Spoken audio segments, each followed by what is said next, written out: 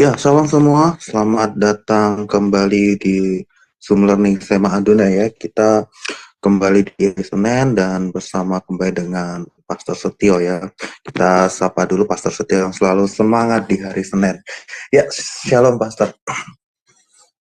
Shalom Bro Agus, shalom semua pemirsa, teman-teman, tim SMA Adonai, operator, ya semuanya.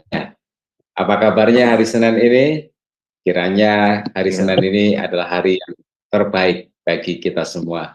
Sebab kalau kita memulai minggu ini dengan hari yang baik, maka seluruh hari yang kita miliki di sepanjang minggu nanti akan menjadi hari yang terbaik buat kita semua.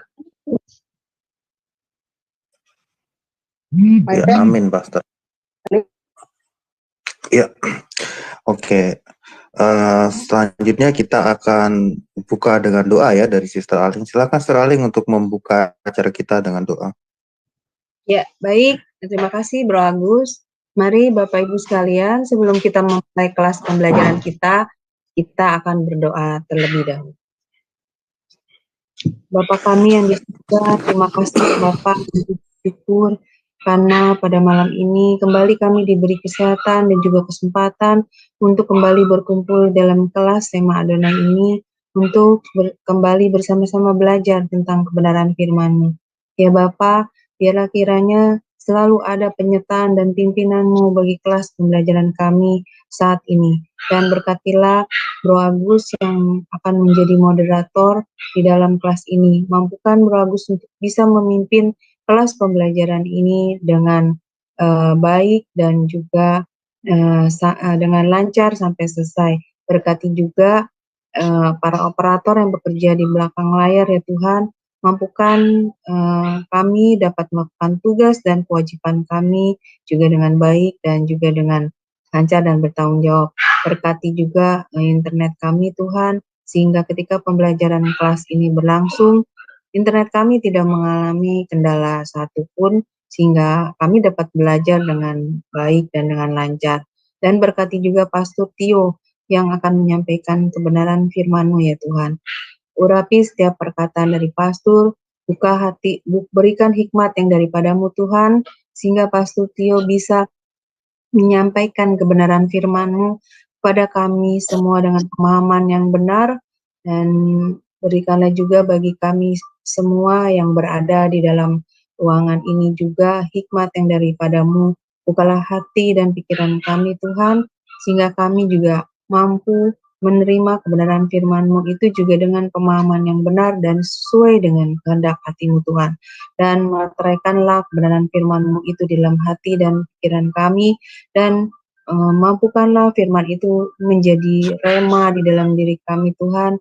Mampukan kami untuk bisa menjadi pelaku-pelaku firman-Mu dan memberitakan serta mengajarkannya kepada sesama kami. Dan kami serahkan kelas kami ini ya Tuhan, dari awal hingga akhir hanya di dalam tangan-Mu, dan segala kuasa kegelapan yang akan mengganggu pembelajaran kelas kami patahkan dalam nama Yesus. Terima kasih Tuhan Yesus, kami panjatkan doa ini dalam satu nama, yaitu Tuhan Yesus Kristus, Juru Selamat kami yang hidup. Haleluya. Amin. Amin. Terima kasih Sister Aling.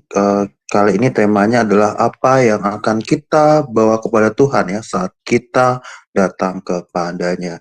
Tapi sebelumnya kita akan simak terlebih dahulu profil singkat dari pembicara kita ya, itu Pastor Setio.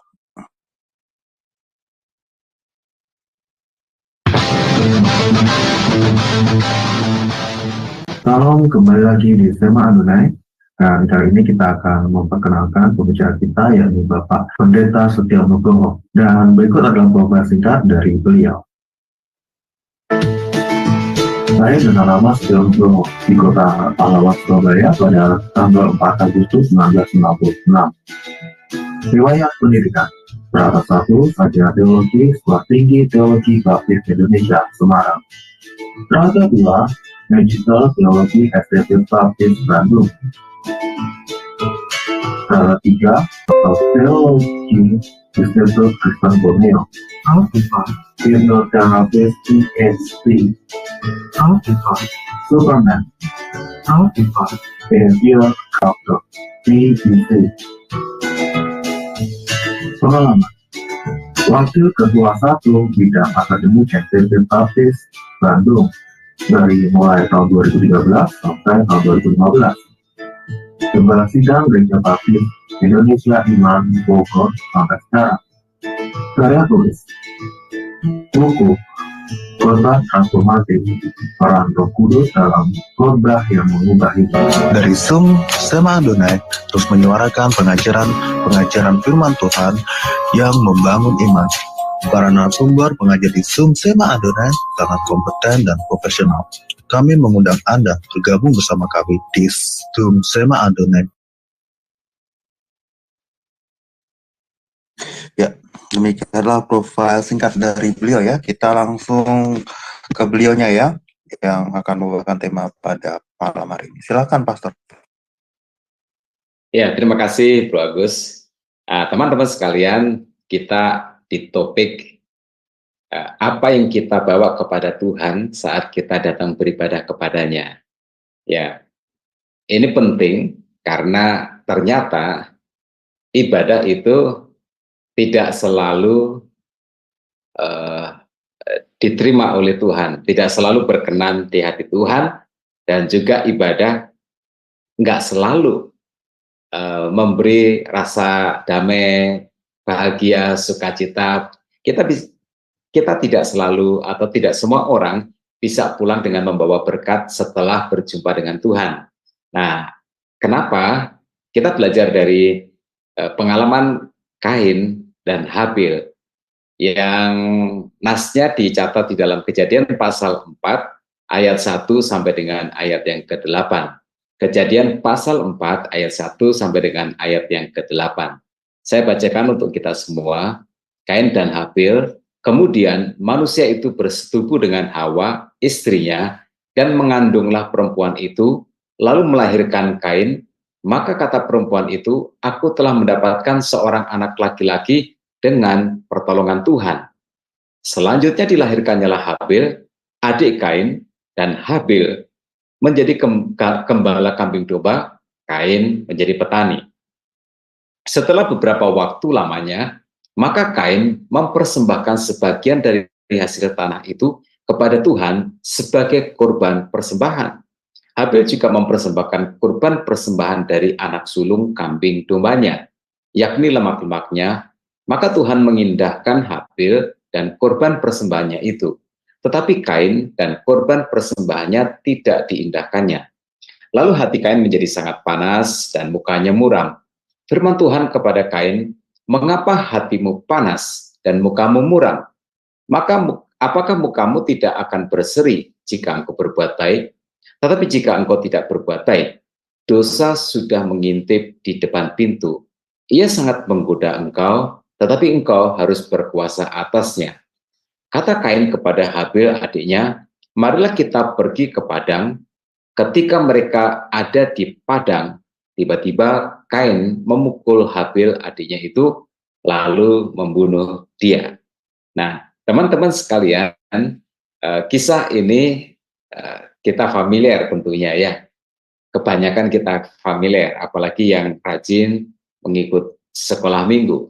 Ini merupakan kisah yang pasti menjadi bagian untuk yang kita telah pelajari. Nah, berikut kita berbicara tentang Kain dan Habil, dua bersaudara pertama di dunia ini, kakak adik pertama di dunia ini. Tetapi sayangnya ini berakhir dengan pembunuhan. Ya, oleh sebab itu teman-teman sekalian, kita tidak boleh memandang remeh akan dosa. Akibat dosa yang dilakukan oleh Adam dan Hawa yang diceritakan di pasal sebelumnya berakibat buruk pada anak. Ingat itu. Ya. Itu sebabnya kita perlu untuk memahami ini. Dosa yang dilakukan orang tua itu berakibat buruk kepada anak. Ya, berakibat buruk kepada anak. Nah, sehingga dari peristiwa ini kita melihat Adam dan Hawa memetik buah pahit dari dosa yang mereka lakukan. Nah, itu sebabnya kita semua yang berstatus sebagai orang tua bagi anak-anak kita, ingat baik-baik ya, setiap perilaku kita, setiap tindakan kita, sikap kita itu sangat berpengaruh kepada anak, ya, sangat berpengaruh kepada anak. Ya, anak seringkali mencontoh apa yang dilakukan oleh orang tuanya, entahkah itu baik, entahkah itu buruk. Nah, di ayat 1 dan 2 dikatakan, kemudian manusia itu bersetubuh dengan Hawa, istrinya, dan mengandunglah perempuan itu, lalu melahirkan Kain. Maka kata perempuan itu, aku telah mendapat seorang anak laki-laki dengan pertolongan Tuhan. Selanjutnya dilahirkannya lah Habil, adik Kain, dan Habil menjadi gembala kambing domba, Kain menjadi petani. Nah, teman-teman sekalian, agak sulit untuk menelusuri apa arti nama Kain dan apa arti nama Habil. Ya, entah kenapa, mungkin terlalu singkatnya atau terlalu kunonya tulisan itu. Tetapi kira-kira seperti ini. Kain itu artinya adalah memiliki atau kepemilikan. Mungkin itu berdasarkan ucapan Hawa ketika anaknya Kain itu lahir, dia berkata, aku telah mendapat seorang anak laki-laki dengan pertolongan Tuhan. Nah, Hawa mengira bahwa anak pertama yang dia lahirkan itu adalah seorang penolong, seorang juru selamat, seorang yang dijanjikan Tuhan di pasal 3, bahwa keturunan perempuan ini nanti akan meremukkan kepala ular. Tetapi dia salah. Di dalam 1 Yohanes pasal 3 ayat 12 dikatakan bahwa Kain itu berasal dari si jahat. Ya, wajar, ya, wajar karena tentu ada perasaan yang mungkin gregetan, mungkin berharap ada sebuah pembalasan dendam setelah Hawa dijatuhkan dalam dosa, kejebak oleh ular itu yang berakibat sangat fatal bagi dia. Lalu kemudian Tuhan berkata, akan ada permusuhan dan keturunan perempuan ini akan meremukkan kepala ular itu. Jadi ada harapan bahwa Kain itu adalah anak yang dijanjikan yang akan meremukkan kepala ular itu. Tetapi sayangnya tidak. Firman Tuhan berkata bahwa Kain berasal dari si jahat. Kemudian Habil itu arti namanya nafas atau uap. Nah, entah kenapa dia dinamakan Habil yang artinya nafas atau uap. Seakan-akan itu menubuatkan hidupnya yang singkat seperti uap. Nah, itu sebabnya ada sebagian orang tua yang percaya bahwa nama itu juga mengandung doa. Memberi nama nggak boleh sembarangan, karena di dalam nama itu dititipkan doa kepada Tuhan tentang anaknya. Nah, itu sebabnya kita juga jangan sembarangan ya memberi nama kepada anak kita ya. Berilah nama yang baik, berilah nama yang mengandung doa yang baik untuk anak kita nanti. Nah, baik.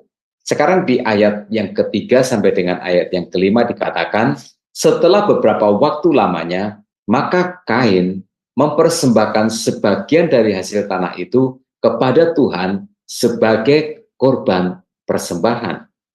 Habil juga mempersembahkan korban persembahan dari anak sulung kambing dombanya, yakni lemak-lemaknya, maka Tuhan mengindahkan Habil dan korban persembahannya itu. Tetapi Kain dan korban persembahannya tidak diindahkannya. Lalu hati Kain menjadi sangat panas dan mukanya muram. Nah, teman-teman sekalian, Dua bersaudara ini rupanya beribadah bersama-sama. Dan mereka juga mempersembahkan kurban persembahan bersama-sama di ibadah itu. Nah, tentulah Adam dan Hawa sebagai orang tua yang mengajarkan kepada mereka tentang kewajiban untuk ibadah ini, kewajiban untuk menyembah Tuhan, kewajiban untuk mempersembahkan kurban persembahan kepada Tuhan. Nah, itu artinya adalah bahwa tugas orang tua untuk mengajar anaknya mengenal Tuhan. Tugas orang tua untuk mengajar anaknya menyembah Tuhan, untuk mengasihi Tuhan, untuk menaruh imannya, harapannya kepada Tuhan. Kadang-kadang saya sedih mendengar ada orang tua, untungnya tidak banyak, yang dia seakan-akan bijak berkata seperti ini.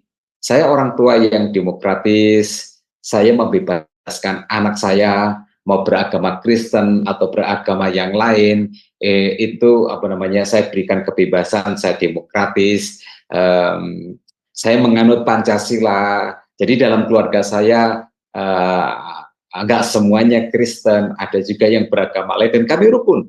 Ya, itu sesuatu yang menyedihkan, ya, sesuatu yang menyedihkan. Itu sesuatu yang sebenarnya bermakna lain, bermakna seperti ini. Orang tua gagal melaksanakan tugasnya, gagal melaksanakan tanggung jawabnya untuk membawa anaknya agar mengenal Tuhan, agar percaya kepada Tuhan, agar menyembah Tuhan, agar mengasihi Dia. Orang tua seperti ini adalah orang tua yang aneh, yang tidak memiliki keyakinan iman tentang Kristus. Mengapa? Karena jalan keselamatan hanya ada di dalam Kristus Yesus. Bagaimanakah mungkin seorang tua bisa bersikap demokratis, membebaskan anaknya untuk beragama apapun? Itu sesuatu yang gila, ya. Karena kita sebagai orang tua pasti menginginkan anak kita selamat. Anak kita nanti hidup di dalam kekekalan, di dalam kerajaan surga. Nah, tetapi saya pernah mendengar ungkapan-ungkapan seperti itu yang terdengar bijak tapi sebenarnya bodoh, ya, karena dia tidak mengerti apa yang diucapkan. Dia tidak mengerti bahwa di ujung kehidupan ini kita akan masuk kepada kekekalan. Urusannya nggak sesimpel itu. Kalau sudah tua mati udah hilang seperti itu, bukan. Nah, teman-teman, jadi di dalam perikop ini Kain dan Habil digambarkan berarti sudah besar, sebab mereka sudah punya tanggung jawab mereka masing-masing. Kain sebagai petani dan Habil sebagai pengembala domba. Ya, tentu ini mengajar kepada kita semua bahwa setiap anak saat dia bertumbuh menjadi dewasa, dia nggak boleh nganggur, dia nggak boleh jobless, dia harus punya pekerjaan, punya tanggung jawab. Ya, nah, dan kita semua yang sudah bekerja dan sudah punya tanggung jawab, punya kewajiban tanggung jawab untuk membawa persembahan kita sendiri kepada Tuhan. Nah, itu harus dicatat, ya, harus dicatat, membawa persembahan itu kepada Tuhan. Sebaiknya jangan dititipkan kecuali situasi yang khusus. Nah, kadang-kadang saya sedih ketika ada orang Kristen yang memilih untuk menitipkan persembahan atau persepuluhannya, tapi dia sendiri nggak pernah datang ke gereja dan dia merasa dia dengan itu cukup. Nah, jangan, itu nggak bagus. Nah, cerita ini dicatat walau sangat singkat, tetapi memberi pelajaran yang sangat penting tentang apa yang harus kita bawa kepada Tuhan pada saat kita menyembah Dia. Nah, ini penting sekali. Ya, ini sangat dasar, tapi ini sangat memberkati kita semua. Nah, bagaimana sebenarnya ketika kita datang kepada Tuhan? Bagaimana seharusnya ketika kita beribadah? Bagaimana seharusnya ketika kita datang ke gereja? Nah, teman-teman, saya mencatat pelajaran di sini yang pertama adalah hati yang tulus. Hati yang tulus. Kita perlu datang kepada Tuhan pada saat kita menyembah Dia, pada saat kita beribadah, pada saat kita datang ke gereja, kita perlu membawa hati yang tulus. Tuhan mengindahkan persembahan Habil, tetapi Kain tidak. Nah, pertanyaannya adalah, mengapa? Kain mempersembahkan sebagian dari hasil tanah yang dia garap, sedangkan Habil mempersembahkan anak sulung kambing dombanya berikut dengan lemak-lemaknya. Nah, apakah perbedaannya?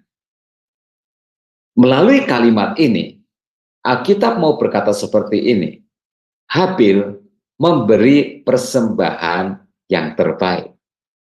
Persembahannya adalah merupakan persembahan sulung, hasil pertama dari ternaknya. Dan itu, ketahuilah, tidak mudah. Tidak mudah untuk kita bisa memberi persembahan yang seperti ini. Habil tidak menunggu atau tidak menyeleksi anak kambing dombanya terlebih dulu, lalu kemudian yang baik, yang terbaik, dia ambil untuk dirinya sendiri karena sayang, sedangkan yang kira-kira jelek, yang kurus, yang penyakitan, yang kayaknya nggak subur, barulah kemudian dipersembahkan kepada Tuhan. Nah, bukan sering ya, nggak adil juga begitu. Acap kali saya melihat seperti ini, ya terjadi di tengah-tengah atau di antara orang Kristen, di tengah-tengah anggota gereja. Kalau sesuatu yang bagus dimiliki untuk dirinya sendiri. Kalau sesuatu itu sudah jelek, barulah kemudian dipersembahkan untuk Tuhan, dibungkus dengan bahasa yang baik. Nggak bisa seperti itu. Tapi itu sering terjadi. Ya, itu sering terjadi. Barang yang sudah jelek, yang sudah bodol, diserahkan kepada Tuhan. Kalimat yang dipakai dipersembahkan untuk Tuhan. Tapi Habil tidak. Dia memberikan persembahan yang terbaik. Nah, oleh karena itu, teman-teman sekalian, sejatinya persembahan adalah merupakan gambaran hati kita. Persembahan itu adalah merupakan gambaran dari sifat kita, dari watak kita, dari karakter kita, dari tulus tidak tulusnya kita, pelit tidak pelitnya kita, baik atau tidak baiknya kita, licik atau tidak liciknya kita. Kadang-kadang ada orang yang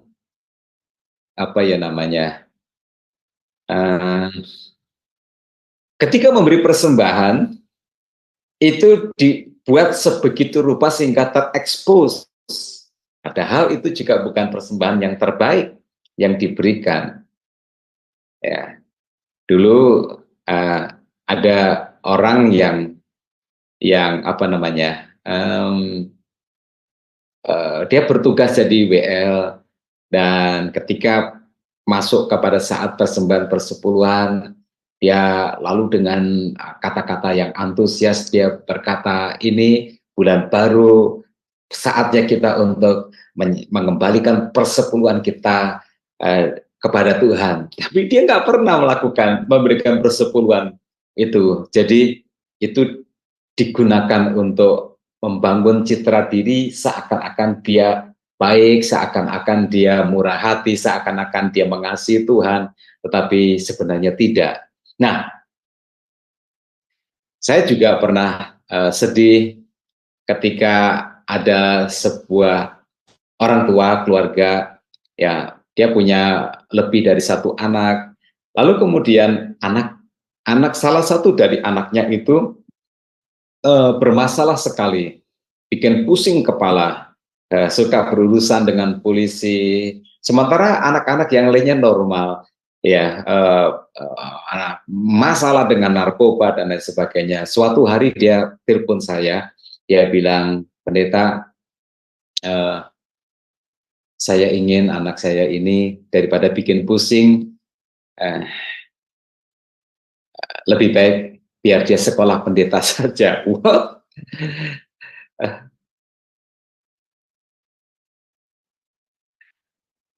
saya bersyukur kepada Tuhan ya. Ketika saya SMA, sebelum saya masuk ke seminari sekolah teologi, saya ranking 1 dari 600 siswa di sekolah saya. Jadi orang tua saya tidak memberikan persembahan bodol, tapi memberikan persembahan terbaik yang bisa mereka berikan kepada Tuhan. Yaitu sedih kalau sebenarnya orang salah sesuatu yang nggak bagus, sesuatu yang jelek itu kemudian barulah dipersembahkan kepada Tuhan, itu nggak boleh. Kalau kita ada rasa hormat kepada Tuhan, kalau kita ada rasa kasih yang tulus kepada Tuhan, teman-teman sekalian dengarkan, perpuluhan tidak akan dihutang.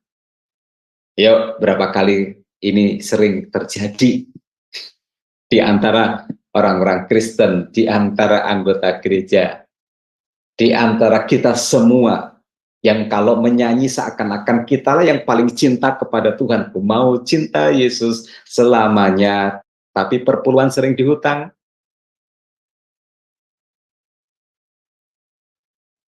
Persembahan, kalau kita ada rasa hormat kepada Tuhan, kalau kita ada rasa kasih yang tulus kepada Dia, persembahan akan kita siapkan dari sejak pertama kita menerima uang. Bukan sisa-sisa belanja atau sisa-sisa dari uang jajan kita. Setelah sisa baru kemudian kita jadikan itu sebagai persembahan kepada Tuhan. Ya, saya bersyukur kepada Tuhan pada waktu istri saya diterima bekerja. Pada waktu itu sesuatu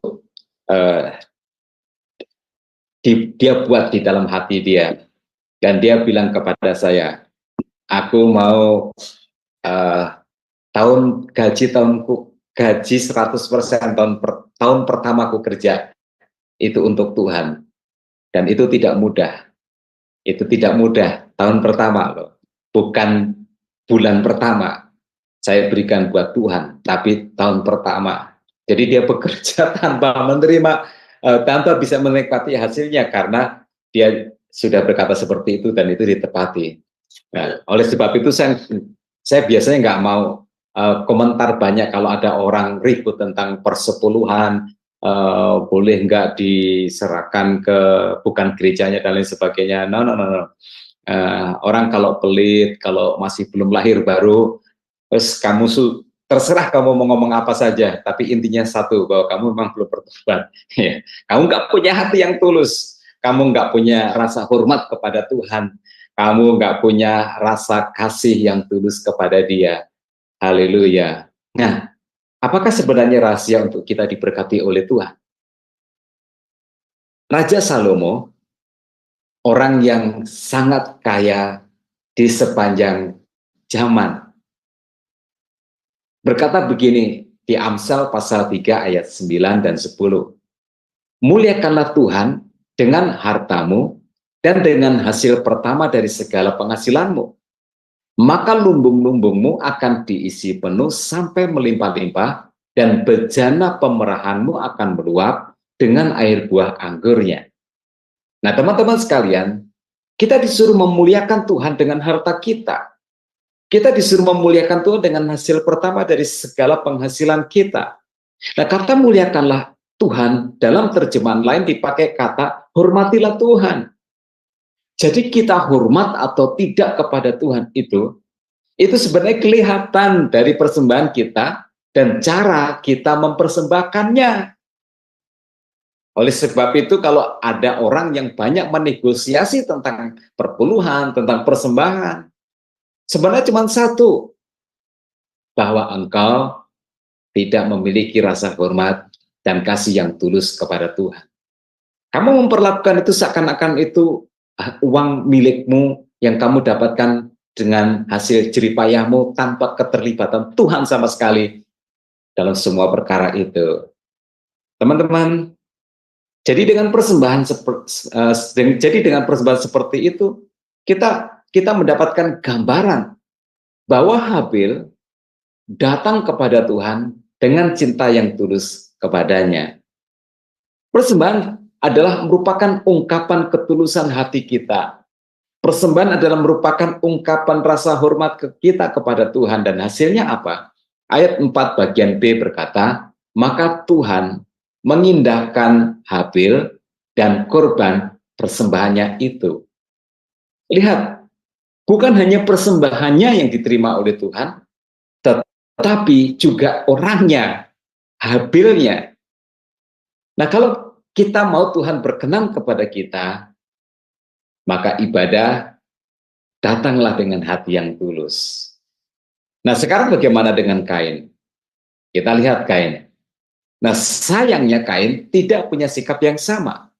Di dalam ayat yang ketiga dikatakan, maka Kain mempersembahkan sebagian dari hasil tanah itu kepada Tuhan sebagai korban persembahannya.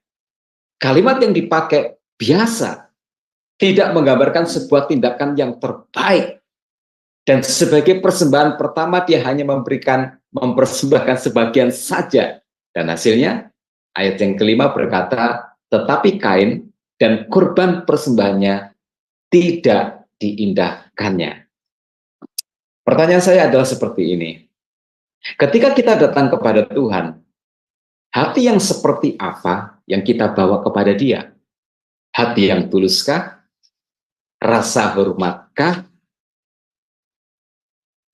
Hati yang tulus dan rasa hormat itu sebenarnya bukan sesuatu yang abstrak, walaupun memang dia sebenarnya ungkapan yang abstrak. Jangan kita berkata, emangnya siapa yang tahu kalau kita tulus atau tidak? Emangnya siapa yang bisa tahu kalau saya hormat atau tidak? Emangnya itu kelihatan? Nah, teman-teman sekalian, ketulusan dan rasa hormat memang tidak kelihatan, tetapi firman Tuhan mengajar, dari persembahanmu itu, engkau tulus atau tidak, engkau hormat atau tidak, itu kelihatan. Mengapa? Karena sikap hati itu mempengaruhi tindakan kita. Itu yang kita seringkali lupa. Itu yang seringkali kita nggak sadar. Atau mungkin karena kita dibutakan oleh sesuatu, maka kita tidak berpikir bahwa itu akan terlihat dari persembahan kita. Jadi, ibadah kita diberkati Tuhan atau tidak, itu tergantung dari sikap hati kita. Apakah kita tulus atau tidak, apakah kita datang dengan rasa hormat atau tidak, itu kelihatan dari tindakan kita. Dan yang kita mau, ibadah kita diterima Tuhan. Betul? Oleh sebab itu, datanglah ke gereja dengan hati yang tulus. Datanglah beribadah dengan hati yang tulus. Datanglah menyembah Tuhan dengan hati yang tulus. Lalu kemudian pelajaran yang kedua dari Kain dan Habil ini adalah bahwa kita harus datang dengan iman. Kita harus datang dengan iman. Keterangan tentang Kain dan Habil sangat singkat. Memang itu sebabnya saya meminjam Ibrani pasal 11 ayat 4 untuk menolong kita mengerti lebih jauh.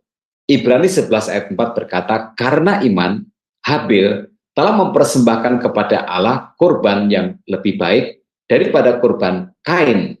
Dengan jalan itu, ia memperoleh kesaksian kepadanya bahwa ia benar. Karena Allah berkenan akan persembahannya itu, dan karena iman, ia masih berbicara sesudah ia mati. Nah, Habil datang menghadap Tuhan dengan iman. Itu kesimpulan yang bisa kita ambil dari keterangan yang diberikan oleh Ibrani pasal 11 ayat yang keempat. Semoga kita juga seperti itu. Kita datang kepada Tuhan dengan iman. Karena ibadah, kalau disertai dengan iman, itu luar biasa berkatnya. Ya, luar biasa berkatnya. Nah, sekarang kita masuk lebih dalam. Mengapa persembahan Habil dilakukan dengan iman? Nah, secara praktis iman bisa kita definisikan seperti ini. Iman adalah berpegang kepada firman Tuhan dan melakukannya. Yang namanya orang yang punya iman, kepada Tuhan, maka dia percaya kepada firman Tuhan, percaya kepada perkataan Tuhan, memegang itu dengan sepenuh-penuhnya, dan kemudian melakukannya. Karena orang yang beriman pasti percaya Tuhan, firman Tuhan, dan melakukannya. Kalau tidak, ya tidak. Nah, sekarang begini, ingatkah kita Adam dan Hawa bahwa beliau sudah jatuh ke dalam dosa kekal? Dan itu yang menimpa semua orang, termasuk Kain dan Habil, dan juga termasuk kita. Jadi, supaya manusia bisa tetap hidup di hadapan Allah dan dibenarkan, maka Tuhan menuntut kematian pengganti. Saya ulangi lagi karena ini penting sekali. Jadi supaya manusia bisa tetap hidup di hadapan Allah dan dibenarkan, maka Tuhan mengganti. Kematian akibat dosa itu harus diganti dengan kematian yang lain. Nah, ketika Adam dan Hawa jatuh dalam dosa, mereka mendapati dirinya telanjang. Lalu, Adam dan Hawa kemudian memakai daun pohon ara untuk menutupi ketelanjangan mereka, tetapi itu tidak bisa. Tumbuh-tumbuhan tidak dapat menjadi pengganti akibat buruk dari dosa. Maka Tuhan membuatkan pakaian dari kulit binatang untuk menutupi ketelanjangan Adam dan Hawa. Nah, karena itu Tuhan harus membunuh terlebih dahulu binatang supaya bisa diambil kulitnya. Ini menjadi gambaran bahwa untuk bisa tetap hidup di hadapan Tuhan, harus ada kematian pengganti yang dikorbankan. Ini menjadi gambaran tentang hubungan manusia dengan Allah. Gambaran tentang Yesus Kristus yang harus mati di atas kayu salib sebagai pengganti kematian manusia karena dosa-dosanya. Nah, persembahan Habil memenuhi kriteria ini. Nyawa kambing domba yang dipersembahkan itu menjadi pengganti nyawa Habil itu sendiri. Karena itu dikatakan di dalam Ibrani pasal 11 ayat 4 tadi, karena iman Habil telah mempersembahkan kepada Allah korban yang lebih baik daripada korban Kain. Nah, di kemudian hari, melalui Musa, Tuhan menetapkan persembahan kambing domba ini juga lembu sebagai cara umat Tuhan beribadah kepada Allah di Perjanjian Lama. Dan di Perjanjian Baru, Allah sendirilah yang mempersembahkan putranya yang tunggal Yesus Kristus sebagai korban pengganti melalui kematian anaknya di atas kayu salib.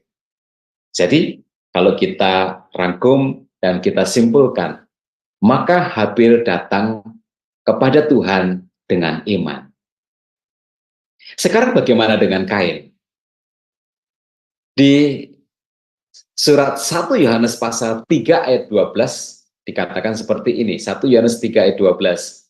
Bukan seperti Kain yang berasal dari si jahat dan yang membunuh adiknya, dan apakah ia membunuhnya, dan apakah sebabnya dia membunuhnya? Sebab segala perbuatannya jahat dan perbuatan adiknya benar.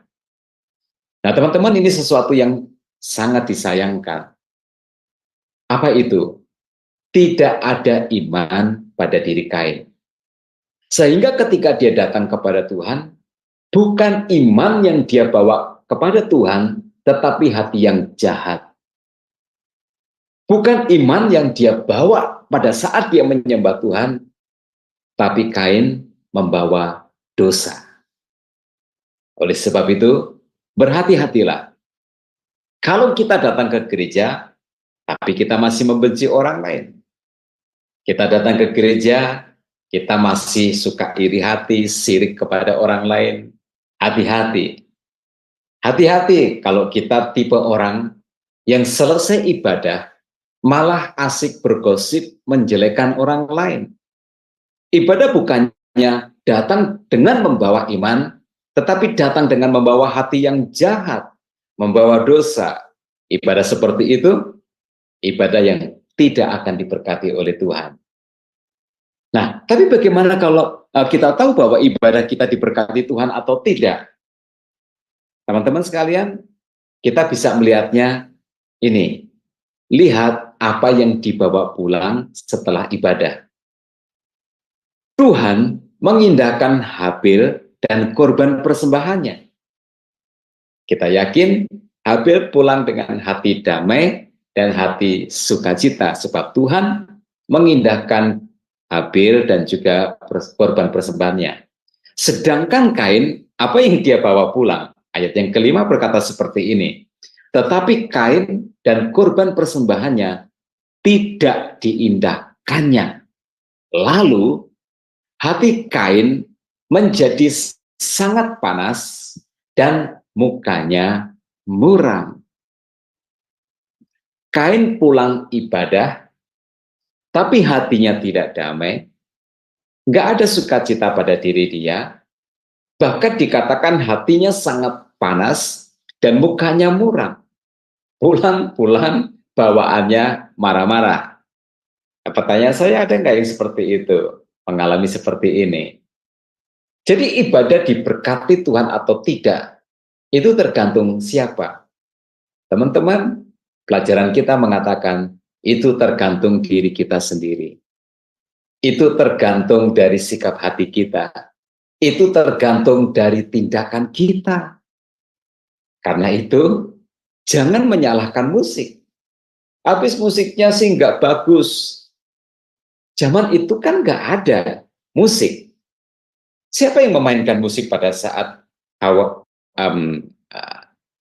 Kain dan Habil menyembah Tuhan? Habis sih gedungnya kurang bagus. Jangan menyalahkan gedung. Kain dan Habil tidak ibadah di gedung.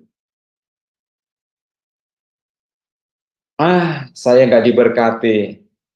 Kenapa? Khotbahnya nggak bagus, menyinggung perasaan. Waktu itu Kain dan Habil menyembah Tuhan, beribadah. Nggak ada pengkhotbah. Tuhan sendiri yang berbicara kepada mereka. Jadi aneh kalau kita ibadah, kita garing, kita merasa nggak diberkati oleh Tuhan, tidak merasa tidak menerima berkat dalam suatu ibadah, lalu kemudian cerita-cerita. Jangan cerita-cerita. Itu seperti mengumumkan aib diri kita sendiri, bahwa kita sendiri ya yang sebenarnya tidak benar. Karena diberkati atau tidak dalam sebuah ibadah, itu tidak tergantung kepada siapa-siapa. Itu tergantung kepada diri kita sendiri. Karena itu teman-teman sekalian, jangan membawa dosa ke gereja.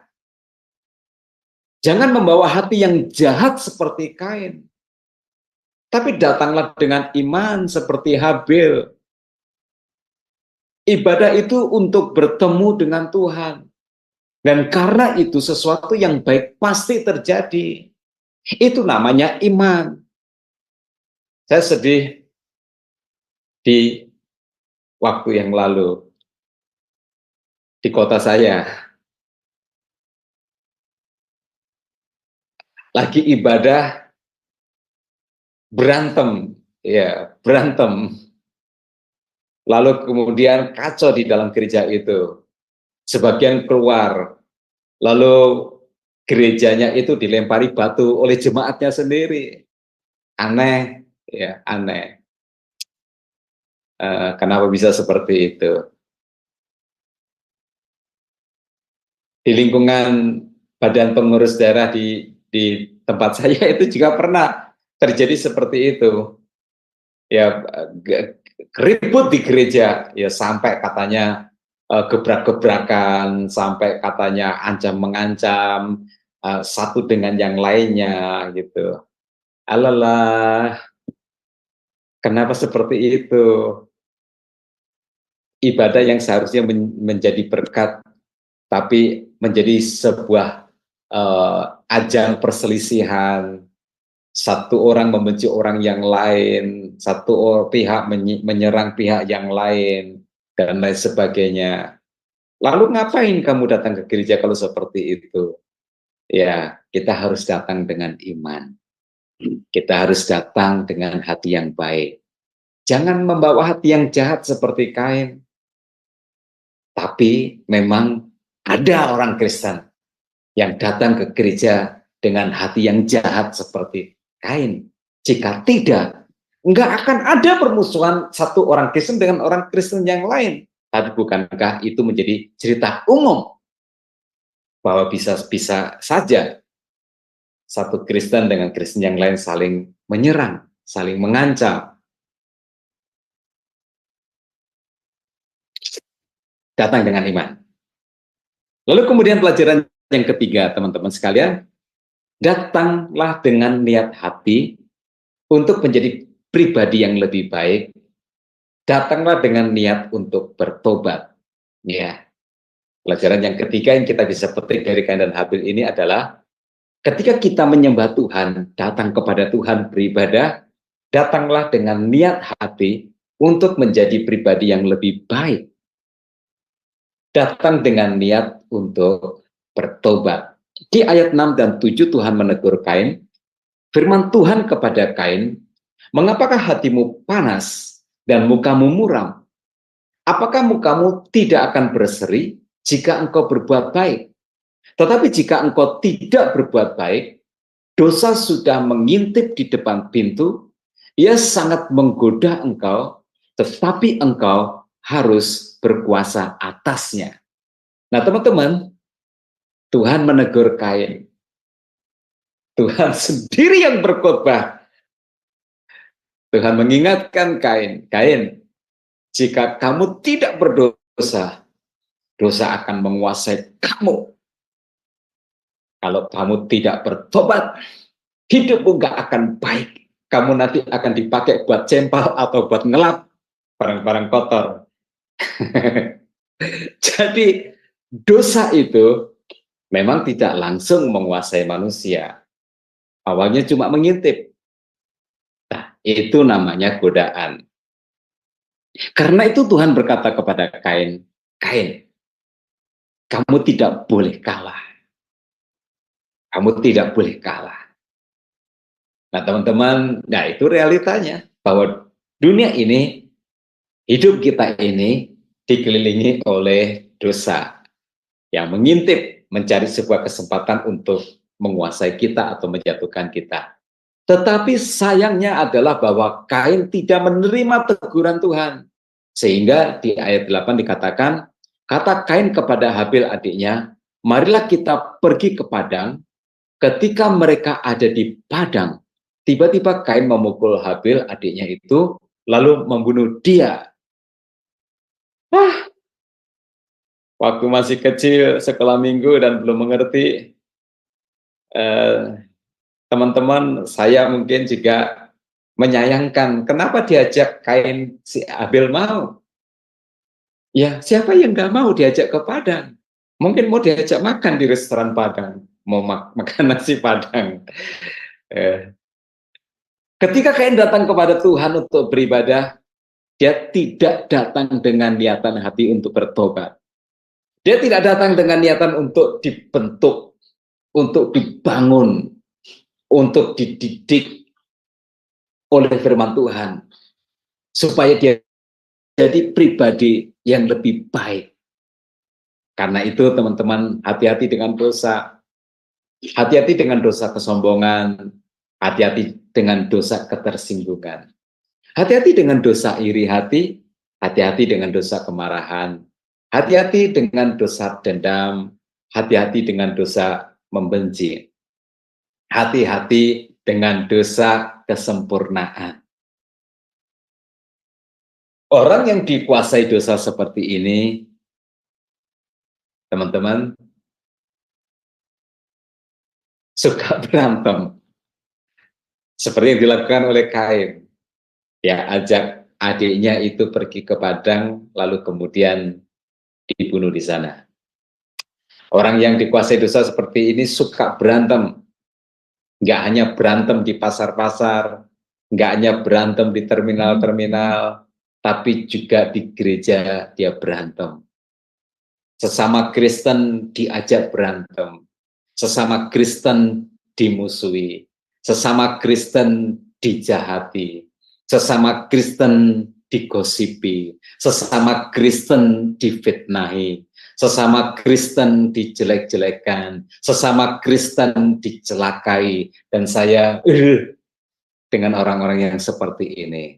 Kalau mau ngajak berantem, jangan ngajak berantem sesama Kristen, karena banyak orang Kristen yang harus menjaga perilakunya dan juga hatinya, sehingga nggak mau menanggapi ajakan berantem itu. Dan lagi pula kan nggak gagah ngajak berantem sesama Kristen. Kalau mau ngajak berantem itu, ajaklah itu yang di luar sana, yang menjelek-jelekan kekristenan, yang menghina-hina kekristenan, dan yang nggak pernah diapa-apain oleh aparat, walaupun itu sudah melanggar undang-undang. Itu yang harusnya diajak berantem. Ya, yang suka ngancam-ngancam Kristen itu, kalau kamu memang pemberani, kalau kamu memang laki-laki, kalau kamu memang gagah, kalau kamu memang hebat, ya. Kalau beraninya ngajak berantem sesama Kristen itu pengecut, itu. Dan sudah begitu, nggak bisa ditegur. Kalau ditegur tersinggung, diingatkan marah, lalu kemudian mukanya muram. Kalau ditegur, emangnya salah gua apa? Nah, ibadah itu menjadi berkat, teman-teman. Kalau kita datang dengan niat hati untuk bertobat, untuk menjadi pribadi yang lebih baik, itu sebabnya supaya kita belajar sesuatu yang baik. Terus kalau di dalam diri kita ada sesuatu yang perlu dibuat menjadi lebih baik lagi atau diperbaiki, nah itu peran dari firman Tuhan.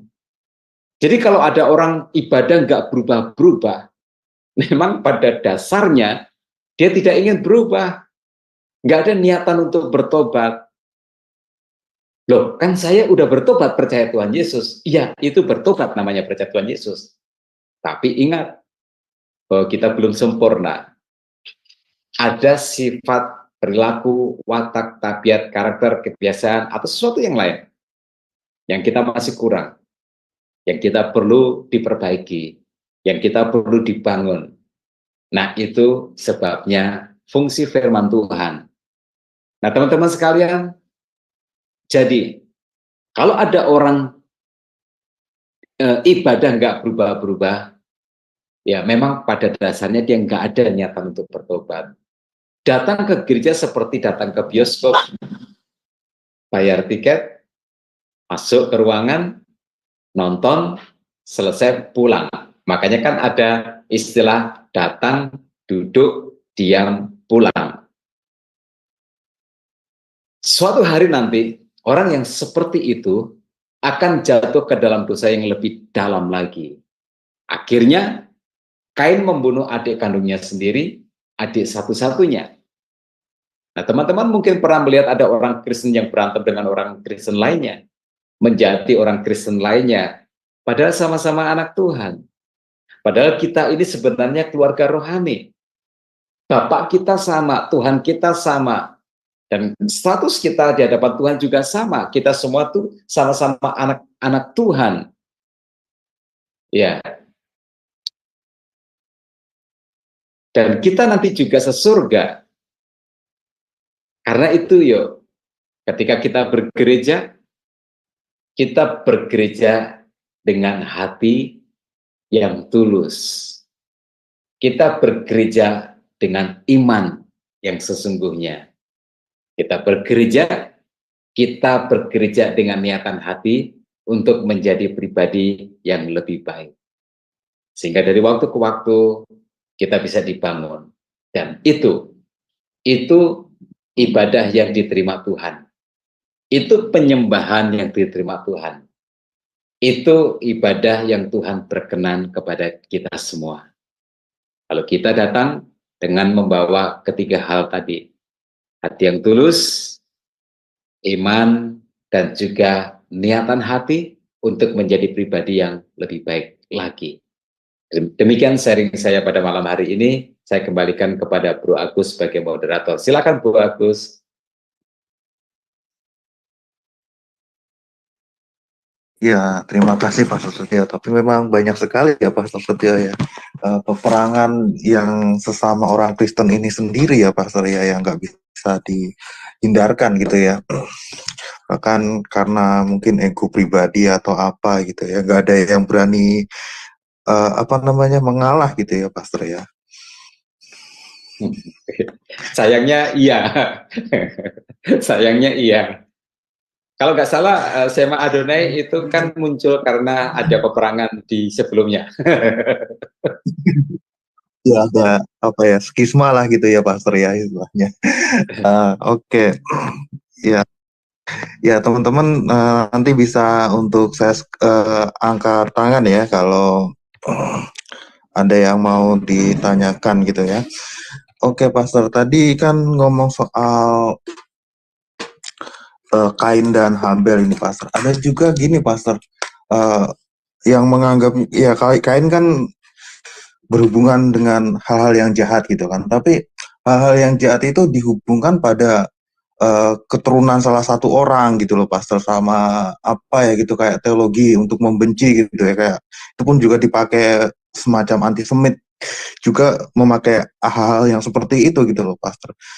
Dan itu juga seringkali eh, ya orang amin-amin aja gitu Pastor, kalau ada orang yang menebarkan kebencian dengan pakai ayat-ayat seperti itu gitu loh Pastor. Bagaimana cara kita untuk melawan hal yang seperti itu, Pastor? Kadang karena yang ngomong itu ada orang-orang yang terpandang juga gitu loh, Pastor. Iya.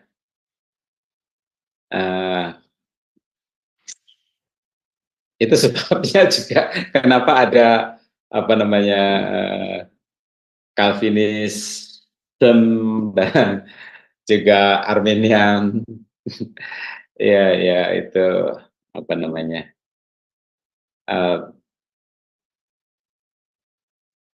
Makanya Tuhan Yesus pernah bilang seperti ini, anggur yang baru nggak bisa ditaruh di kantong yang lama.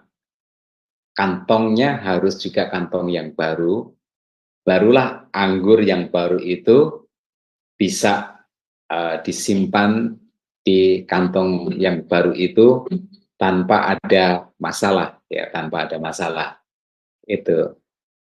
Nah,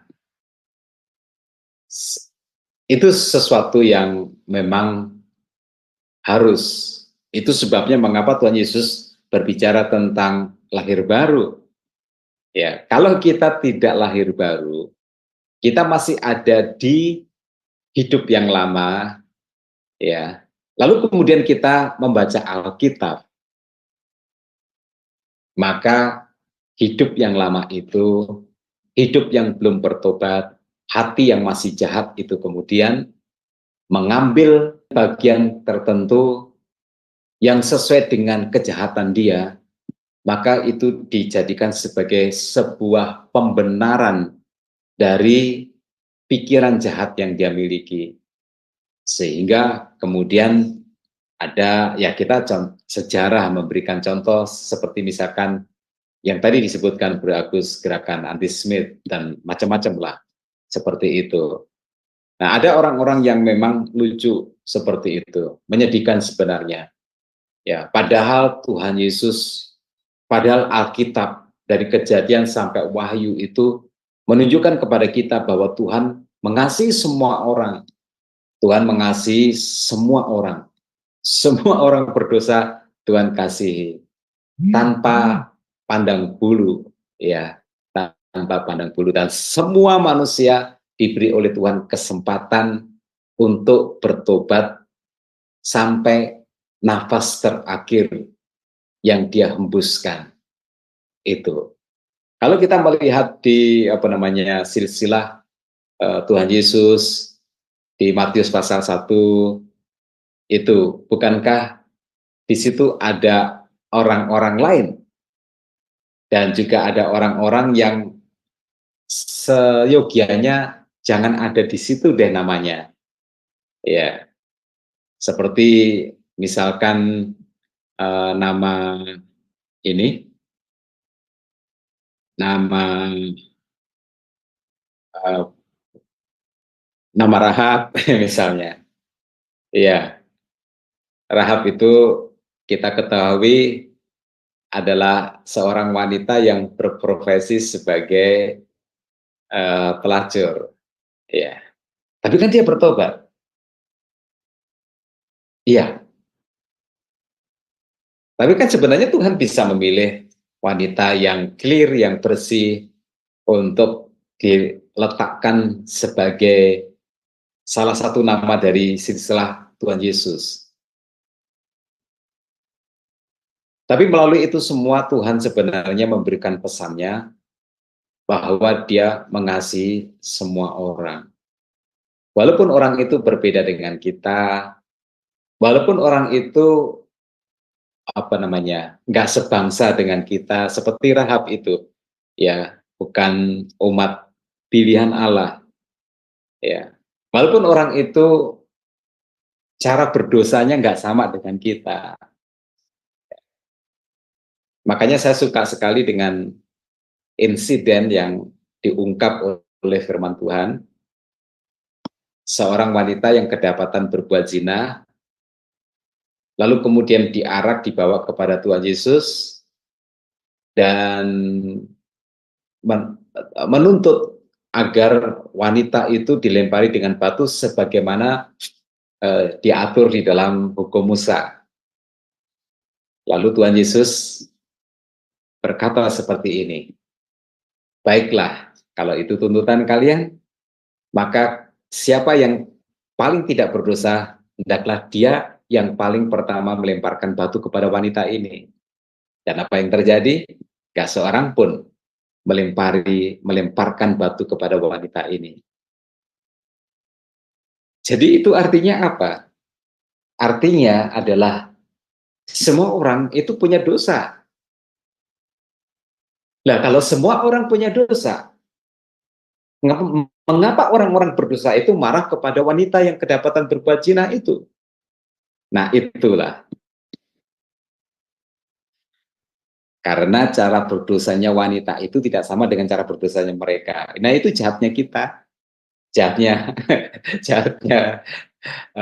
orang-orang yang seperti itu.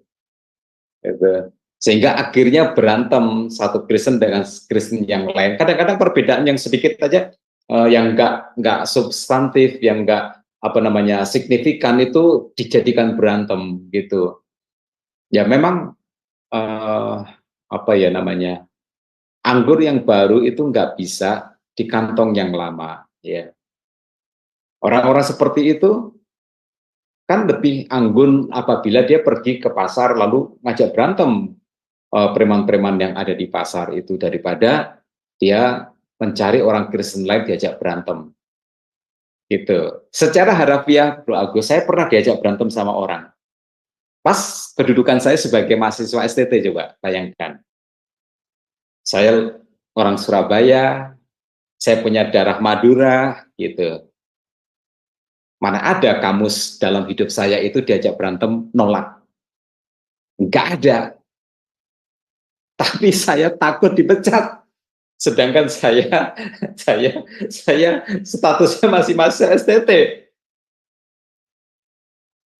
Jadi saya minta waktu sebentar kepada orang yang menantang saya itu untuk mengusut tuduhan yang dia berikan kepada saya gitu. Nah, untunglah akhirnya apa yang membuat dia marah kepada saya itu sebuah fitnah yang kemudian diakui oleh teman saya. Tapi poinnya bukan di situ. Poinnya, kenapa kamu ngajak saya berantem untuk perkara seperti itu? Sedangkan kamu kan bisa menuntut saya pertanggungjawaban dari apa yang kamu anggap sebagai kebenaran. Gitu. Nah, itulah. Jadi, belum lahir baru, kantong yang lama, sehingga sifat membenci itu seakan-akan menemukan pembenaran ketika membaca Alkitab, lalu digunakanlah itu untuk membangun sebuah teologi yang sesuai dengan jiwa pembencinya itu, sehingga dengan itu Ya tentu kan dibungkus dengan kalimat yang logis, dengan kata-kata yang logis, dan lain sebagainya. Nah, mudah-mudahan di zaman yang modern ini itu nggak terjadi lagi. Ya, karena saya berharap kita semua makin maju, logika makin cerdas, informasi semakin mudah untuk diakses, apalagi dengan teknologi sekarang ini. Kalau sampai kita seperti orang kurang pengetahuan, mudah dihasut, ya itu kebangetan. Ya mudah-mudahan Bro Agus itu nggak pernah terjadi di zaman sekarang ini. Atau masih terjadi, tapi saya kurang informasi.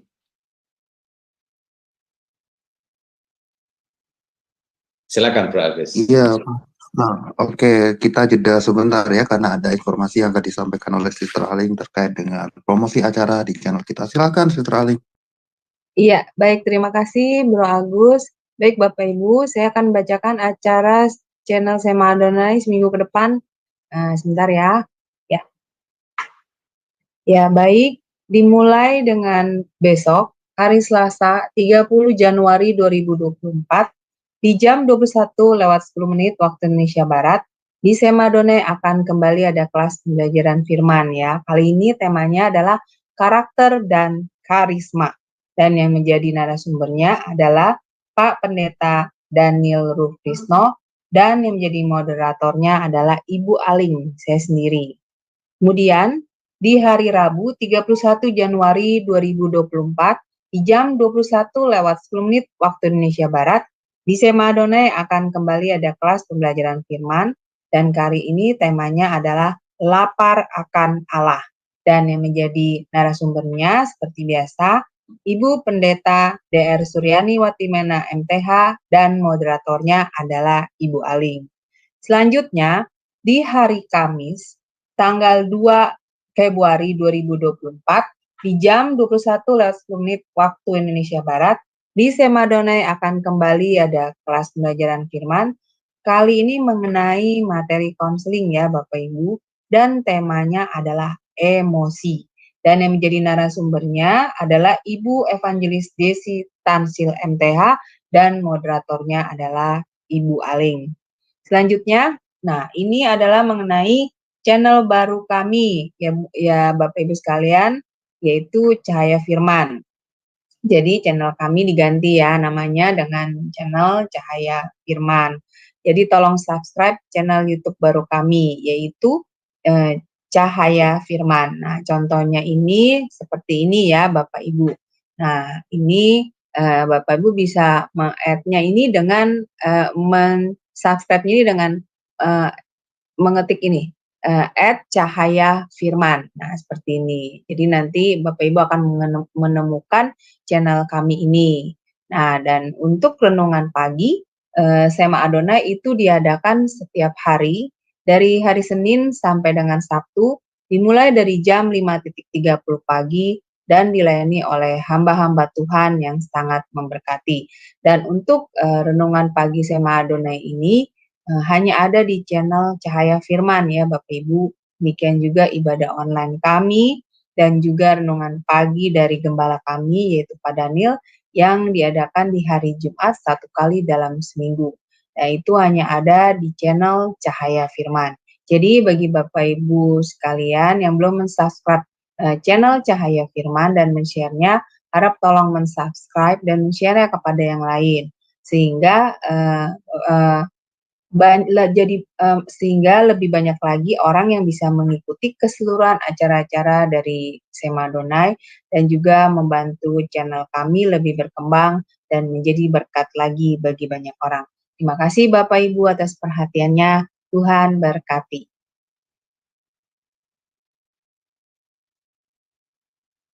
Amin, amin. Terima kasih Sister Aling.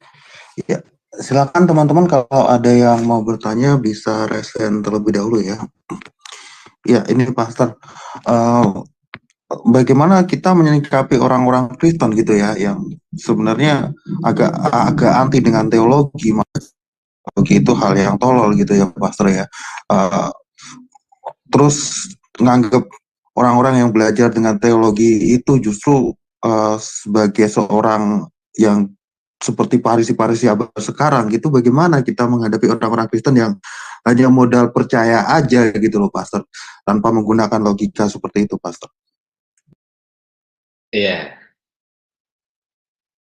Ketika orang itu berpendapat seperti itu, dia sedang berteologi sebenarnya. Ya, begini, kita gini, Bro Agus, ketika kita mempertimbangkan sesuatu atau menilai sesuatu, itu kita gunakan lebih dari satu sudut pandang ya. Itu enggak boleh kita cuman melihatnya dari sudut pandang teologi saja ya. Orang-orang seperti itu ya. Kadang-kadang kan juga ada orang yang menyerang apa namanya sebuah gereja ataupun sebuah aliran, denominasi atau apalah kayak begitu, atau secara keseluruhan gereja itu kadang-kadang hanya gara-gara satu apa namanya istilah, satu ungkapan kayak begitu.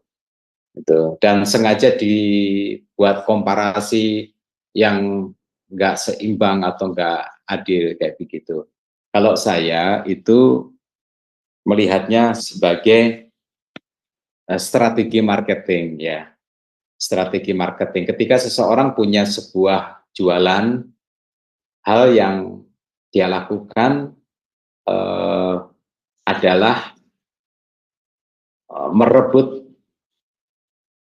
trust orang lain agar menganggap bahwa jualan dia itu adalah yang terbaik. Nah, yang dia lakukan adalah dengan menjelekkan pihak lain gitu. Kan ada orang yang seperti itu, ya. Itu seperti kampanye sekarang ini loh, yang dilakukan para buser-buser itu loh.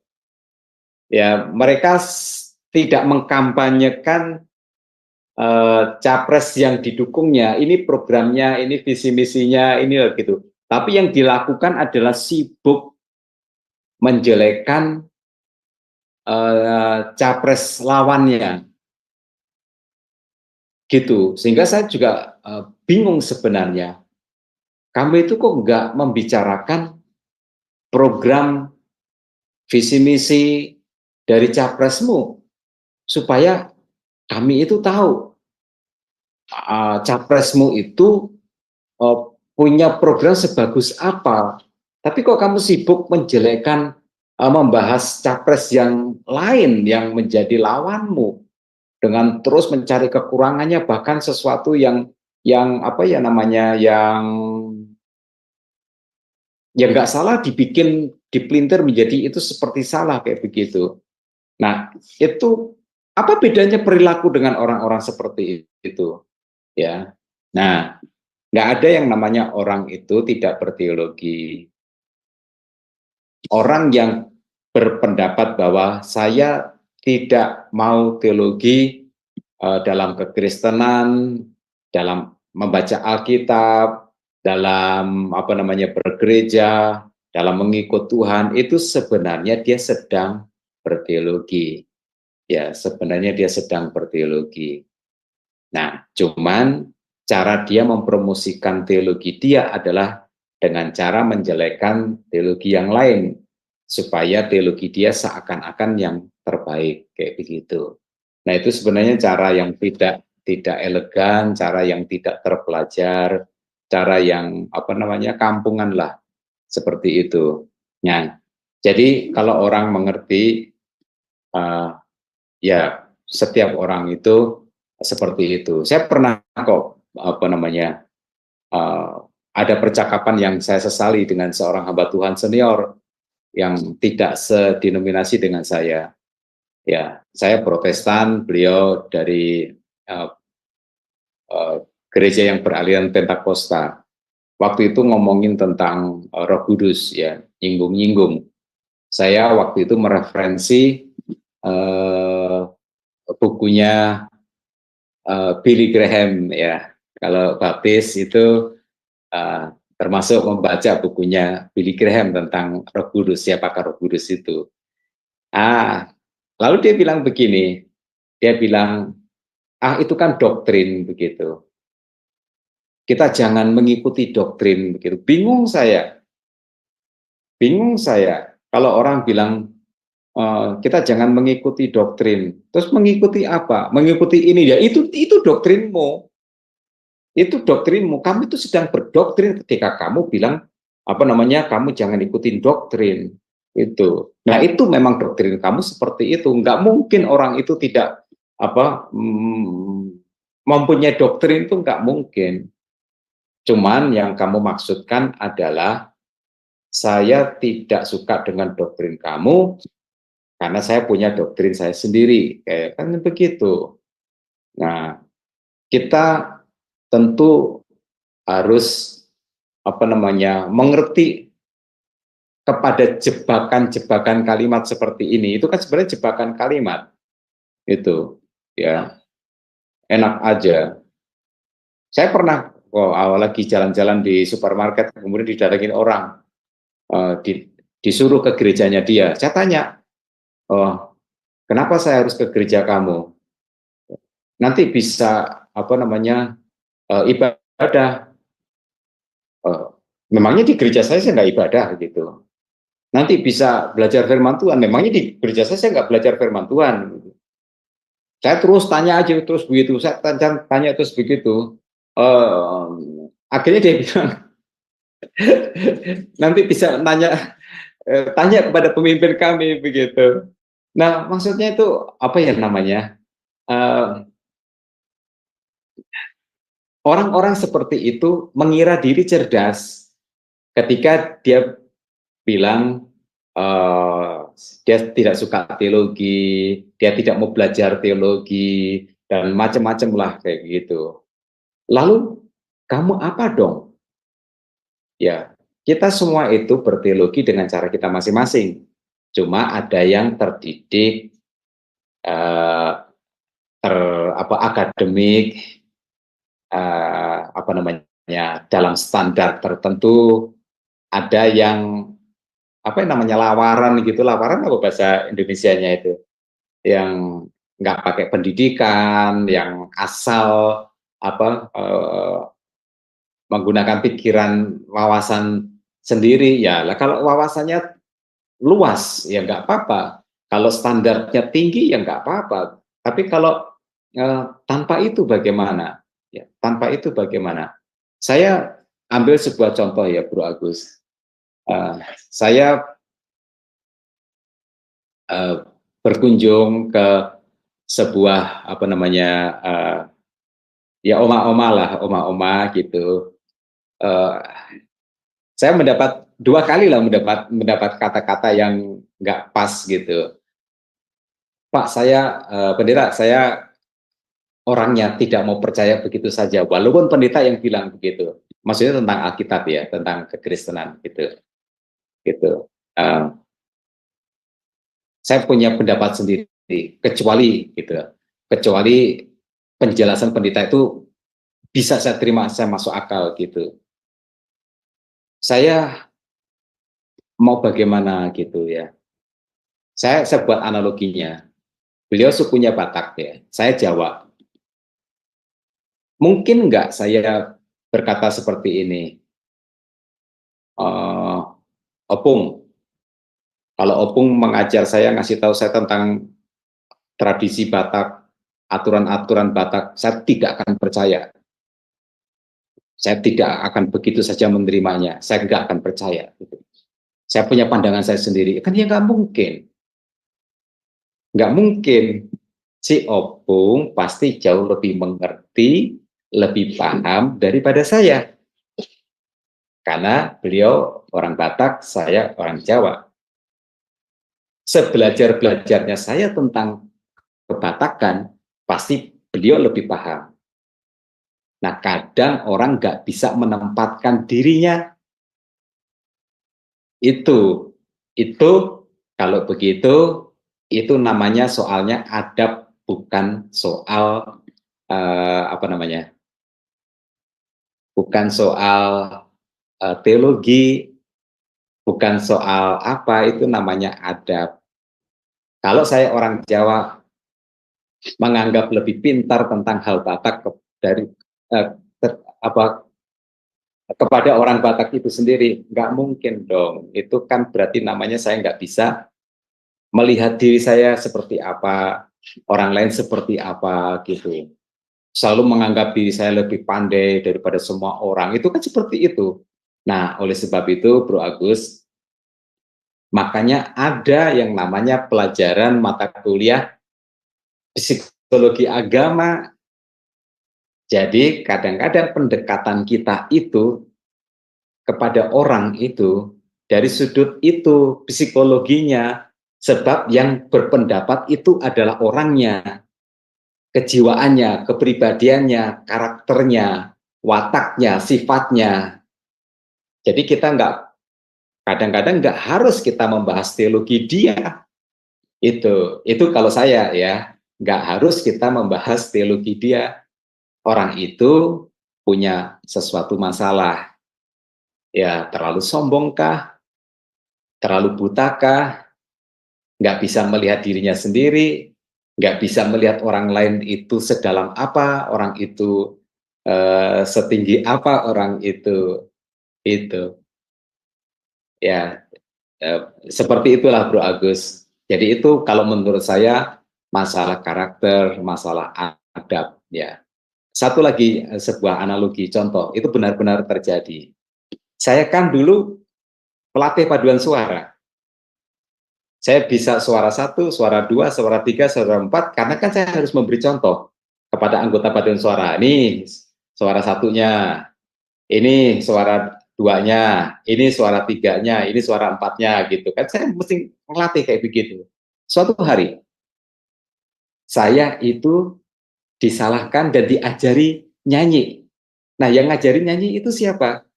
Orang yang baca not aja nggak bisa. Astaga, salah saya apa? Nggak ada.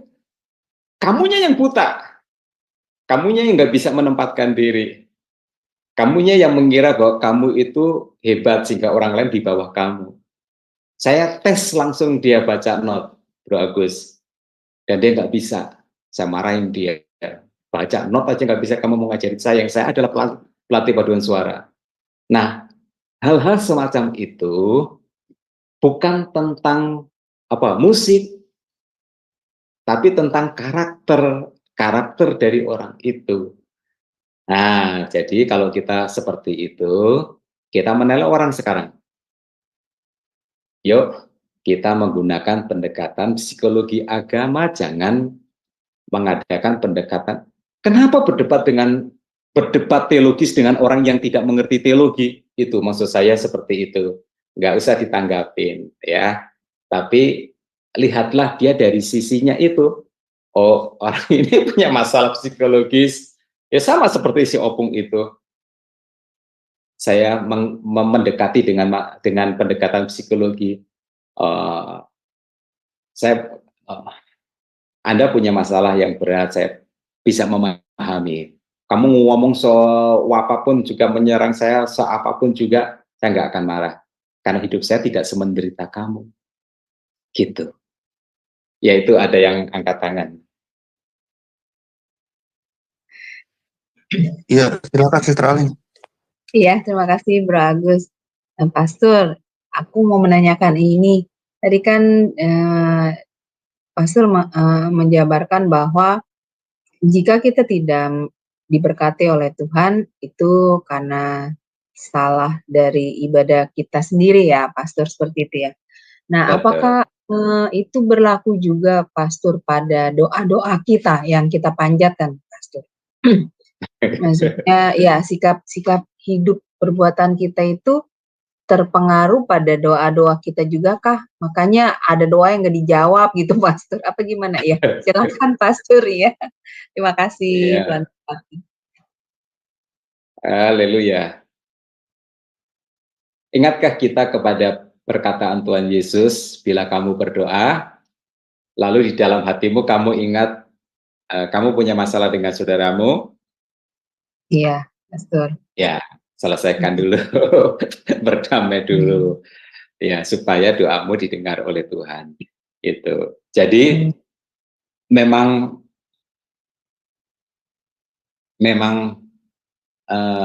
itu tergantung kita ya, tergantung kita. Saya beri contoh ya, ini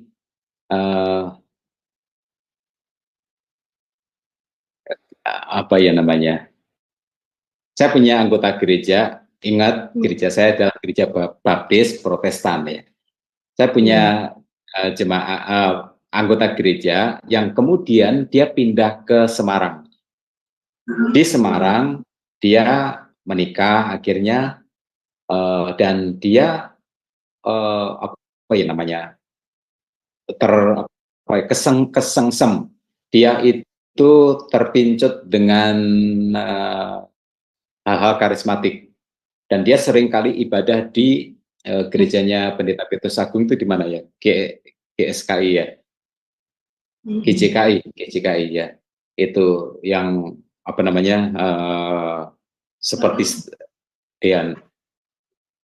dia sering ke sana ya, dan backgroundnya baptis ya, dan karena semangat api yang baru itu menyala-nyala sehingga pokoknya dia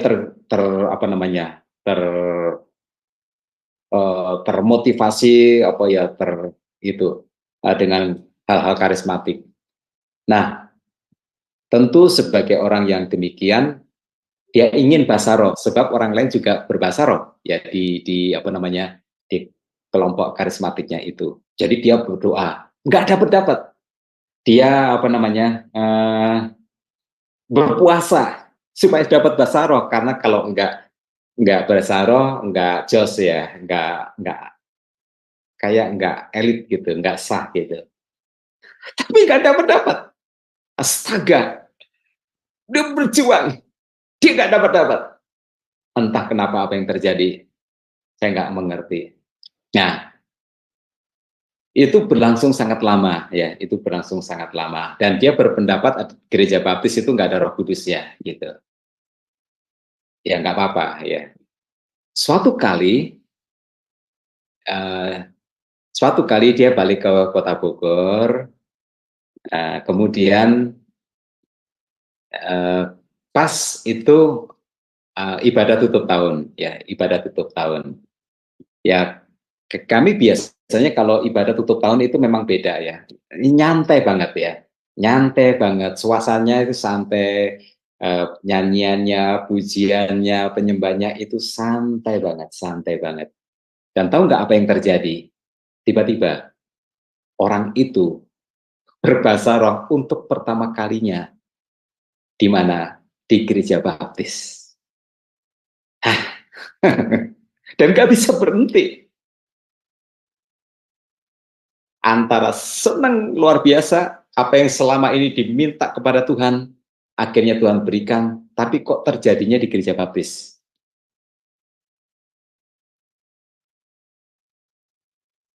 Jadi sebenarnya apapun situasinya, apapun modelnya, itu sebenarnya tergantung dari hati kita kok, tergantung dari diri kita. Jadi kita nggak bisa menyalahkan pihak lain, apapun bentuknya. Selama hati kita tertuju kepada Tuhan dengan tulus, dengan iman, ya kita pasti ibadah kita diterima oleh Tuhan, doa kita didengar oleh Tuhan.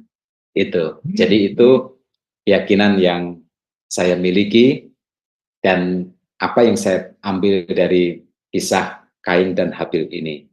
Jadi itu betul-betul saya percaya tergantung dari kita tulus atau tidak.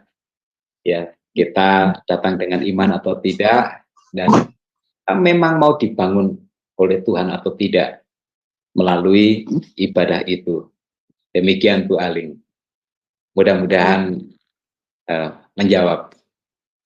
Iya, Terima kasih untuk pencerahannya, Pastor. Ya, saya paham sekarang. Ya, terima kasih. Tuhan berkati.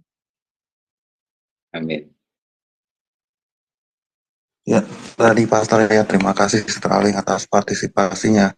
Tadi teman-teman yang mungkin tadi bingung dengan kata lawaran itu kalau di bahasa Jawa ya, kalau setahuku ya kalau minta nasi lawar itu atau sego lawar itu adalah tidak dikasih apa-apa gitu, cuma nasi putih aja ya Pastor ya. Kira-kira seperti itu ya. Ya, Nggak di sambalnya juga nggak dikasih ya. Jadi intinya kayak kayak gitulah, kosong gitu ya Pastor ya. Atau ya hanya nasi kosongan. aja gitu. Kalau orang Papua bilang nasi kosongan gitu. Jadi Dan kira-kira seperti itu ya pemirsa. bayangkan Iya, orang seperti itu, orang seperti itu. Saya suka kok. Jadi makan nasi doang itu, orang Jawa bilang nasi lawaran ya. Orang ya Papua nasi bilang, lawar. orang Papua bilang, karena jemaat saya kan sebagian Papua ya. Ada mahasiswa-mahasiswa yang studi di Bogor ini dan mereka ibadah di tempat saya. Mereka tuh bilang itu namanya nasi kosongan. Nggak pakai lauk, nggak pakai sayur, nggak pakai apapun, ya sudah nasi putih tok gitu. Itu disebut sebagai nasi kosongan gitu. Nah, coba bayangkan kalau orang dengan kosongan itu kemudian berteologi. Dengan kosongan itu terus kemudian menyerang apa namanya orang Kristen lain. Nggak mungkin, nggak mungkin ya. Seseorang itu harus memiliki pengetahuan yang cukup, studi yang cukup, tools yang cukup, alat-alat yang cukup. Jangan bilang, saya mengandalkan Tuhan, saya berdoa. Orang lain yang berteologi itu juga berdoa. Emangnya lu doang yang berdoa? Dulu kan ada orang begini, tapi itu zaman dulu ya, sekarang udah berubah ya. Maksudnya mengkritik pengkhotbah baptis ya. Kalau khotbah itu apa namanya, nggak usah bawa catatan gitu ke mimbar gitu. Jangan disiapkan terlebih dahulu kayak gitu. Kenapa begitu? Kalau kita tidak ada persiapan, kalau kita tidak pakai catatan, saat kita berdiri di mimbar, itu berarti bahwa kita bergantung kepada Roh Kudus. Ya kan tanpa persiapan, tanpa belajar, tanpa catatan. Itu berarti Roh Kudus yang memimpin. Itu khotbah yang benar katanya. Nah itulah orang berpendapat lawaran ya, kata orang Papua nasi kosongan itu. Kalau kamu saat berdiri di mimbar itu, kamu baru dipimpin Roh Kudus. Selain itu, kamu tidak dipimpin Roh Kudus. Kamu pikir itu rohani? Kamu pikir orang yang duduk di meja mempersiapkan khotbah, belajar, itu enggak berdoa, itu enggak minta pimpinan Roh Kudus, itu enggak, Roh Kudus enggak bekerja, itu dia enggak bersandar ketika itu kepada hikmat tuntunan pimpinan Roh Kudus. Teologi macam apa itu? Hanya setelah ada di mimbar saja Roh Kudus memimpin. Berarti di luar itu hidupmu tidak dipimpin oleh Roh Kudus. Gak ada Roh Kudus. Kan begitu implikasinya. Makanya nggak boleh kosongan. Kalau orang seperti itu, makanya kan nggak usah ditanggapin. Nggak selevel kan susah. Diajak ngomong juga nggak nyambung. Kayak gitu. Itu ya memang apa sih namanya, mereka yang dipanggil khusus punya kesabaran khusus lah yang bisa menghadapi orang-orang seperti itu. Seperti Bro Agus bisa menghadapi mereka. bisa sabar ngasih tahu pelan-pelan gitu, menyadarkan orang-orang seperti itu. Ya, nggak mungkin setiap orang pasti berteologi, cuman terdidik atau tidak terdidik, itu aja. Ya. Bu Eni mungkin ada yang mau ditambahkan, Bu Eni, tentang pengalamannya mungkin.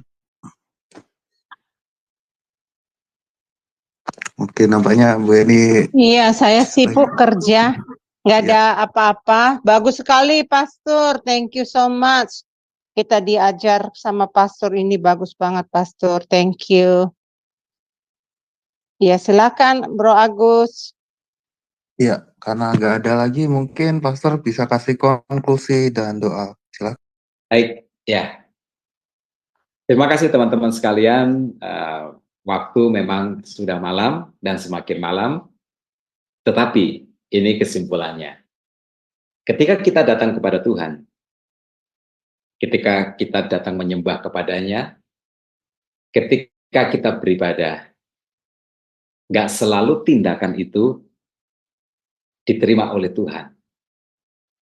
Hanya mereka yang datang dengan hati yang tulus, datang dengan iman, datang dengan keinginan untuk menjadi pribadi yang lebih baik sajalah yang ibadahnya diterima oleh Tuhan, yang pujian penyembahannya menyenangkan hati Tuhan, yang korban persembahannya diterima oleh Tuhan. Nah, oleh sebab itu, yuk mari kita jangan menyalahkan pihak lain. Kalau misalnya pada suatu ketika kita merasa nggak diberkati melalui ibadah, sebuah ibadah, kita merasa garing, kering, jangan menyalahkan musik, jangan menyalahkan gedung, jangan menyalahkan pengkhotbah, jangan menyalahkan, oh nggak ada Roh Kudus di tempat ini. No, tidak. Dan juga jangan cerita-cerita, karena sebenarnya itu merupakan aib kita sendiri. Sebab diberkati atau tidak, saat kita beribadah kepada Tuhan, itu tergantung diri kita sendiri. Itu tergantung tulus atau tidak, beriman dengan sungguh kepada Tuhan atau tidak saat kita datang menyembah Dia, atau adakah kita keinginan untuk menjadi pribadi yang lebih baik. Karena itu, mari setiap kali kita datang beribadah, kita persiapkan rohani kita persiapkan hati kita, kesungguhan hati kita untuk menyembah Tuhan. Mari kita berdoa.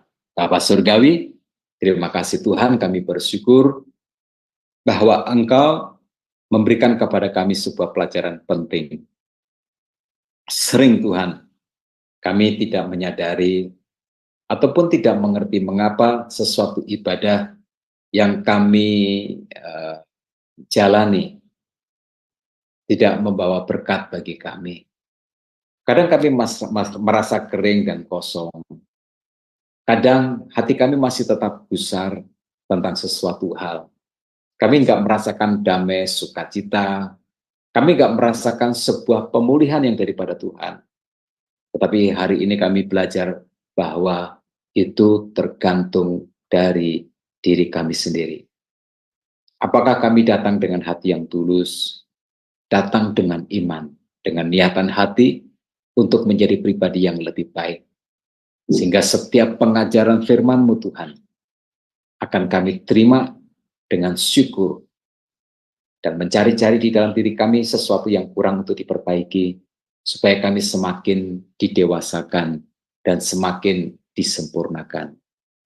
Tuhan, kami berdoa, biarlah seluruh pemirsa yang menyaksikan dan mendengar, baik siaran langsung maupun tunda video ini, Tuhan, berkati, supaya mulai dari saat ini, kami akan bersungguh-sungguh lebih di dalam beribadah, lebih serius lagi di dalam menyembah Tuhan. Terima kasih Bapa, di dalam nama Tuhan Yesus kami berdoa, haleluya, amin.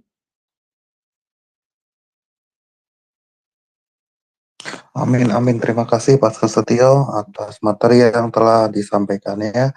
Dan teman-teman, kita akan berjumpa ya esok pagi mulai jam 5.30 di renungan pagi. Oke, Tuhan Yesus memberkati.